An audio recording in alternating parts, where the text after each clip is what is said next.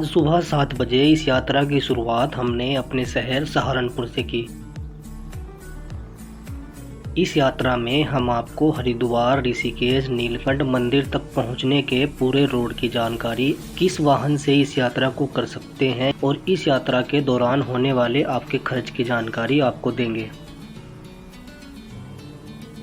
सबसे पहले अगर रोड की बात की जाए, अगर आप पंजाब यमुनानगर की तरफ से इस यात्रा पर आ रहे हैं तो आपको यही रोड फॉलो करना होगा जो हमने वीडियो में दिखाया है। अगर आप इस यात्रा पर दिल्ली की तरफ से आ रहे हैं तो आपको गाजियाबाद, मेरठ, मुजफ्फरनगर से मंगलोर, बादराबाद के रास्ते हरिद्वार तक पहुंचना होगा।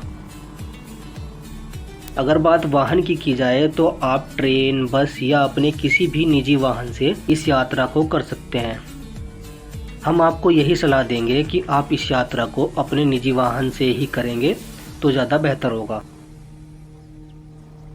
अगर आप भी इस यात्रा को बाइक से करना चाहते हैं तो ध्यान दें कि कम से कम 125 सीसी इंजन वाली बाइक ही लेकर चलें, आपको रास्ते में दिक्कत कम होगी।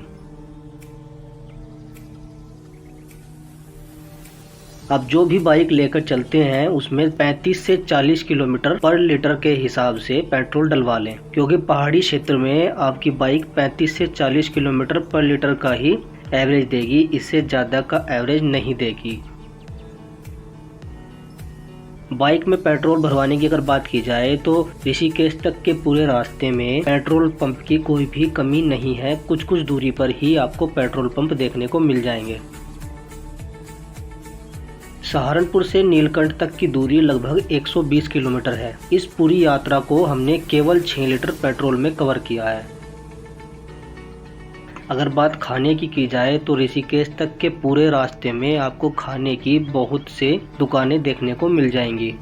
जगह जगह पर होटल या फिर ढाबे आपको देखने को मिलेंगे। 40 से 50 रुपए थाली से शुरू होकर जितना आपका बजट है आप उस हिसाब से खाना खा सकते हैं।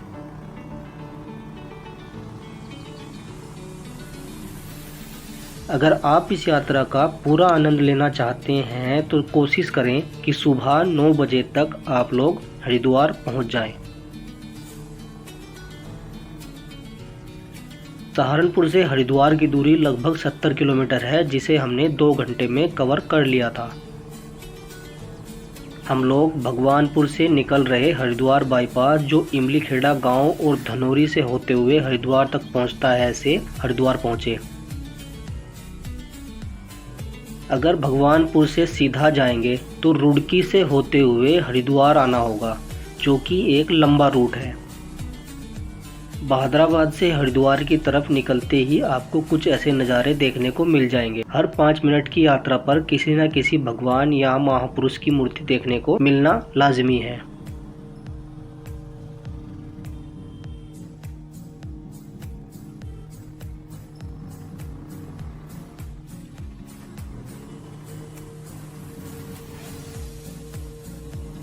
सुबह सुबह का समय हो और आपको श्री राम के दर्शन हो जाएं तो यात्रा का एक अलग ही अनुभव होगा।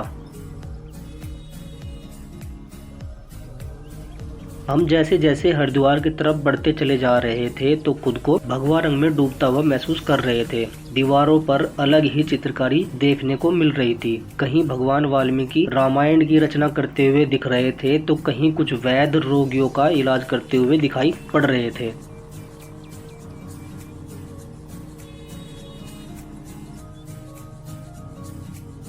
ऐसे ही नज़ारों के बीच बस स्टैंड और रेलवे स्टेशन क्रॉस करके हम लोग शिव मूर्ति तिराहा तक पहुँचे। शिव मूर्ति तिराहा से ही हमें भीड़ का अंदाजा होना शुरू हो गया था। जब हम हर की पौड़ी की तरफ बढ़ते हुए मेन बाजार को क्रॉस कर रहे थे तभी ये बात बिल्कुल कंफर्म हो गई थी कि आगे की यात्रा काफ़ी कष्ट देने वाली होगी, क्योंकि भीड़ इतनी ज़्यादा थी कि पैदल चलना भी मुश्किल हो रहा था।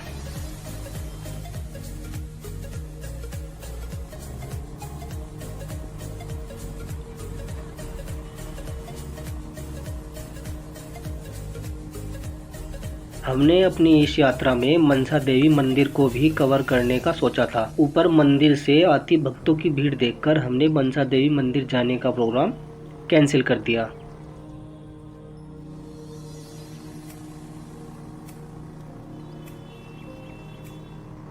लेकिन जैसे ही हम पूरी मार्केट को क्रॉस करके माता गंगा मंदिर के निकट पहुंचे तो सामने से भारी भीड़ को आते देखा जो हर की पौड़ी से आ रही थी।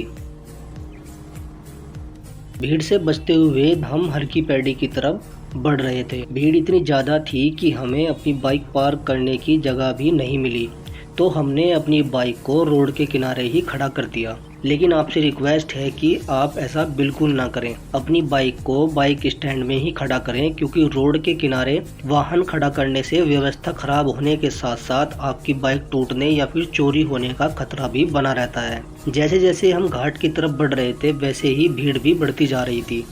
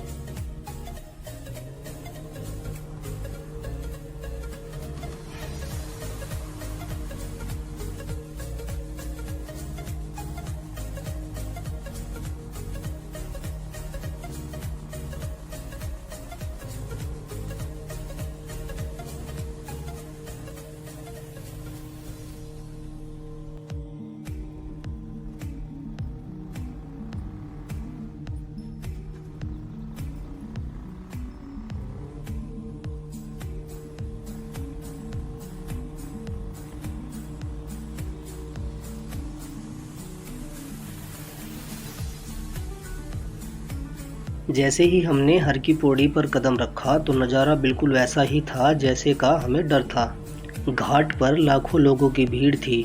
इतनी भीड़ थी कि लोगों का नहाने का नंबर भी नहीं आ रहा था। लोग इंतजार करते दिख रहे थे कि कब हमारे से सामने वाला पानी से बाहर निकले तो हमें नहाने का नंबर मिले। चारों तरफ से हर हर गंगे और हर हर महादेव के जयकारों की गूंज कानों में पड़ रही थी।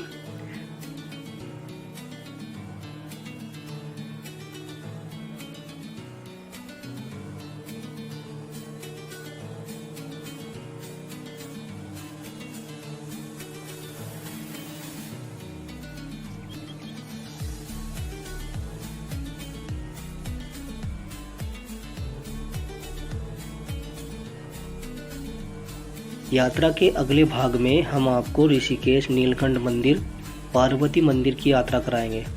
तब तक के लिए जय श्री राम, हर हर महादेव।